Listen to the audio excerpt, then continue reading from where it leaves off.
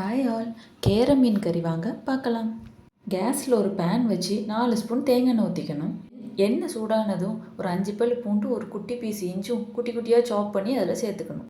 இஞ்சும் பூண்டு ஃப்ரை ஆனதும் கொஞ்சம் கருவேப்பிலையும் 10 சின்ன உள்ளியும் 2 மிளகும் சேர்த்துக்கணும். இனி இது ஃப்ரை ஆனதும் கொஞ்சமாக வெந்தயம், 3 ஸ்பூன் வத்தல் பொடி, 2 ஸ்பூன் மல்லிப்பொடி, கொஞ்சமாக மஞ்சள் பொடி, 1 ஸ்பூன் உப்பு சேர்த்து நல்லா வதக்கி கொடுக்கணும்.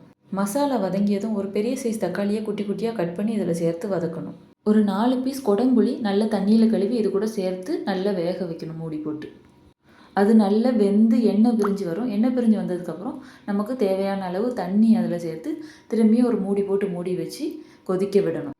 குழம்பு நல்லா கொதித்து எண்ணெய் பிரிஞ்சு வந்ததுக்கப்புறம் நம்ம நல்லா கழுவி வச்சுருக்க அந்த கேர மீன் துண்டுகளை ஒன்று ஒன்றா அதில் சேர்க்கணும்.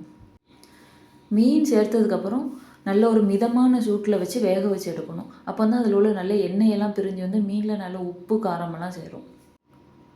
இப்போ பார்த்தீங்கன்னா நல்ல எண்ணெயெல்லாம் பிரிஞ்சு நல்ல கரெக்டான ஒரு பக்குவத்தில் மீன் குழம்பு ரெடியாக இருக்குது. ரொம்ப கலர்ஃபுல்லாகவும் சாப்பிட்றதுக்கு அவ்வளோ டேஸ்ட்டாகவும் ஆன மீன் குழம்பு ரெடியாக இருக்குது. கேர மீன் குழம்பு ரெடி.